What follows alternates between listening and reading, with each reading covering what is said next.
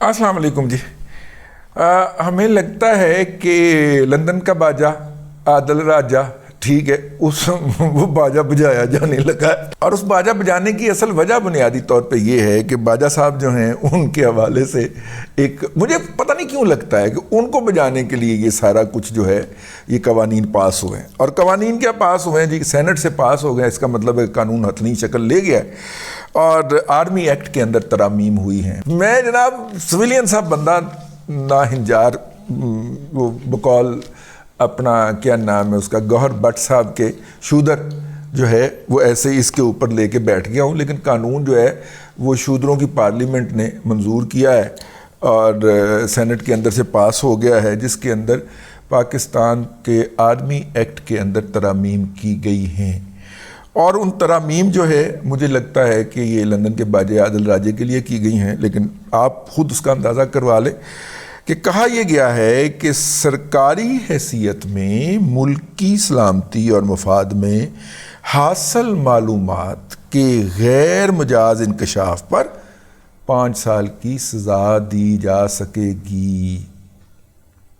ٹھیک ہے، یعنی کہ اگر آپ فوج میں رہے ہیں اور آپ کی انفارمیشن میں کچھ چیزیں آئی ہیں، کوئی سائفر آپ کے ہتھی چڑھا ہے، آپ نے اس کا انکشاف فرما دیا ہے، تو آپ کو لیکن یہاں پہ یہ اس میں آرمی کی جاب کا ذکر نہیں ہے کہ آپ آرمی جاب میں رہے ہوں.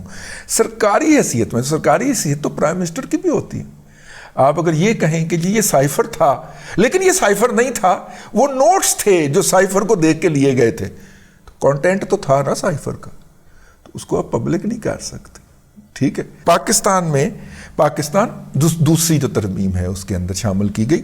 پاکستان افواج پاکستان کے مفاد کے خلاف انکشاف کرنے والے سے آفیشیل سیکرٹ ایکٹ اور آرمی ایکٹ کے تحت نمٹا جائے گا. اب یہاں پہ نا یہ بڑی ڈوبیس چیز ہو گئی. پاکستان کا مفاد یا افواج پاکستان کا مفاد کیا ہے؟ ایک بندہ جو ہے وہ جنرل سید حافظ عاصم منیر شاہ صاحب کو گالی دیتا ہے، ماں بہن کی ننگی گالی دیتا ہے. ٹھیک ہے، میں اس سے پوچھتا ہوں کہ بھائی یہ تم نے کیوں کہا؟ وہ کہتا ہے میں تو ایک حقیقت کا انکشاف کیا. یہ وہ والی بات ہو گئی، عذر گناہ بدتر از گناہ.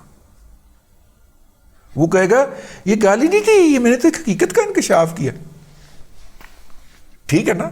تو بھائی جان یہ جو الفاظ ہیں کہ ان کے مفاد کے خلاف انکشاف کرنے والے آفیشیل سیکرٹ ایکٹ، آپ کہیں گے کہ بھیا آپ نے، چلیں آپ کی اس بات کو مان لیتے ہیں کہ آپ نے حقیقت کا انکشاف کیا ہے، تو یہ تو آپ انکشاف نہیں کر سکتے، یہ تو ان کے مفاد کے خلاف ہے.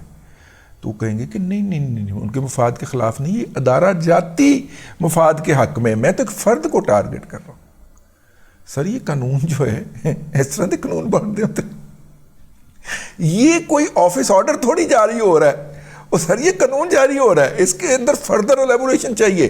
ٹھیک ہے، تو خیر نمبر 3 کے اوپر جی لکھا ہے کہ حساس ڈیوٹی پر متعین ہر شخص 5 سال تک، یعنی کہ حساس ڈیوٹی پر متعین شخص 5 سال تک سیاسی سرگرمی میں حصہ نہیں لے سکے گا.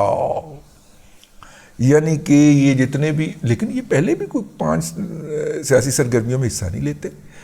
یہ تو امرانڈو پروجیکٹ کے تحت یہ ایکس سروس مین سوسائٹی کے اندر جو امرانڈوز تھے ان کو سرگرم کیا گیا. انفارمیشن سیکرٹری تھا جی لندن کا باجا عادل راجا، یہ ایکس سروس مین سوسائٹی کا انفارمیشن سیکرٹری تھا. ٹھیک ہے، ابھی بھی میں سوشل میڈیا کے اوپر بیٹھا بات کر رہا تھا تو مجھے پی ٹی آئی کی طرف سے جو اٹیک آ رہا تھا وہ اپنے بریگیڈیئر صاحب یار ہیں اپنے کئی جگہ پہ بیچاروں نے میرا نام دیا. اپنے بریگیڈیئر صاحب ہیں ایک ریٹائر، تو اتنے شریف آدمی ہے کہ اکثر جگہوں پہ اوپر میرا نام ریکمینڈ کر بیٹھے. سر ہوں نہیں کر دے، ویسے پچھلے کم از کم 4 سال تو نہیں کر دے، لیکن 10-15 سال ان سے کم از کم 20 سال پرانا تعلق ہے. تو کئی جگہ پہ میرا نام ریکمینڈ کر دیا کرتے تھے کہ قوم کے بہترین مفاد کے اندر اگر کوئی آواز اٹھا سکتا ہے اس پلیٹ فارم کے اوپر تو رضی دادا ہے. تو لہٰذا رضی دادا صاحب ان کی ریکمینڈیشن پہ بہت ساری جگہوں پہ گئے ہیں. ایون این ڈی یو کے اندر کورس جو میں نے 2011 میں کیا تھا وہ بھی ان کی ریکمینڈیشن پہ کیا تھا، ورنہ مینوں کنے وڑن دینا چاہیے. انہوں نے بڑی اسٹرانگلی ریکمینڈ کیا کہ نہیں نہیں نہیں، ان کے بغیر NDU کا کورس نہیں ہو سکتا. تو میں 2011 کار آیا، ٹھیک ہے جی.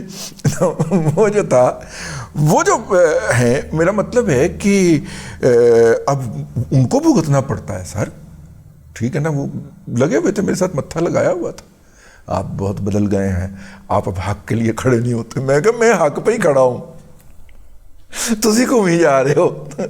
اس کے یو ٹرنز کے ساتھ ساتھ وہ کہتا ہے کہ سائفر تھا، آپ کہتے تھے ہاں ہاں سائفر تھا، اور وہ کہتا ہے سائفر نہیں تھا، آپ کہتے سائفر نہیں تھا، سائفر نہیں تھا، سائفر نہیں تھا.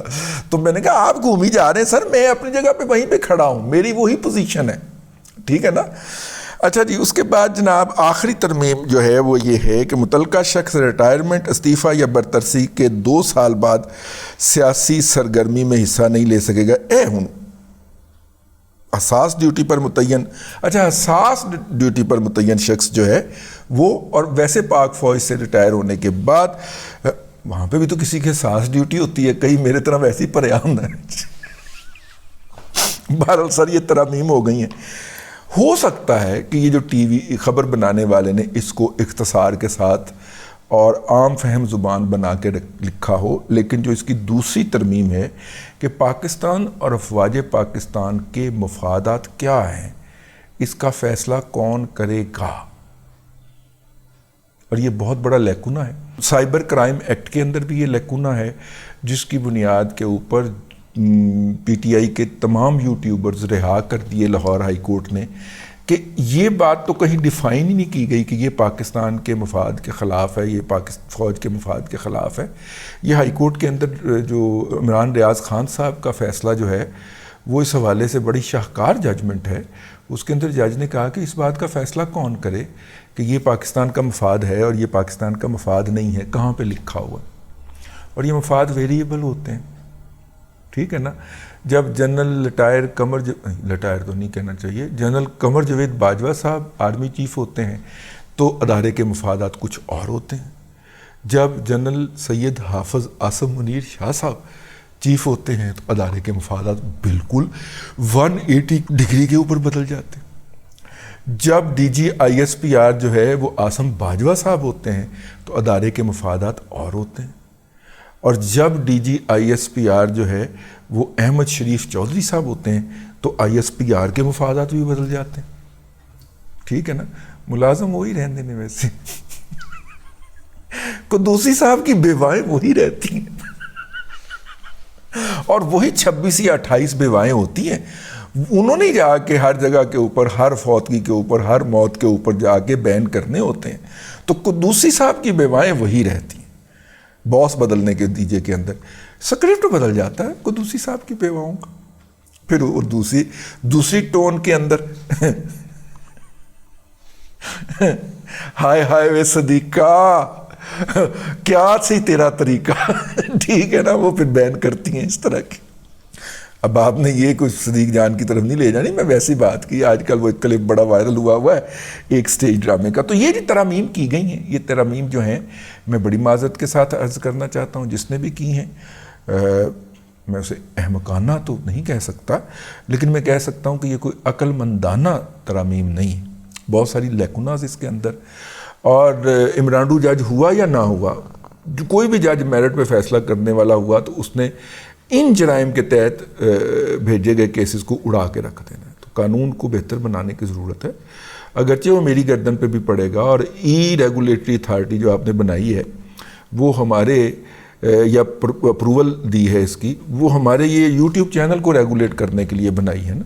یعنی کہ پہلے 10 سال تک دھما چوکڑی مچانے کی اجازت دی گئی عمران احمد خان نیازی، اور اس کے ساتھ جو ISPR کا 5ویں پشت کی دوغلی ابلاغی جنگ کا پروجیکٹ تھا، جس کو آرمی چیف اپنی تقریر کے اندر مینشن کرتا تھا، جس کو چیف آف جنرل سٹاف جو تھا وہ اپنی تقاریر کے اندر مینشن کیا کرتا تھا کہ دیکھیں ہم نے کتنا بڑا پروجیکٹ.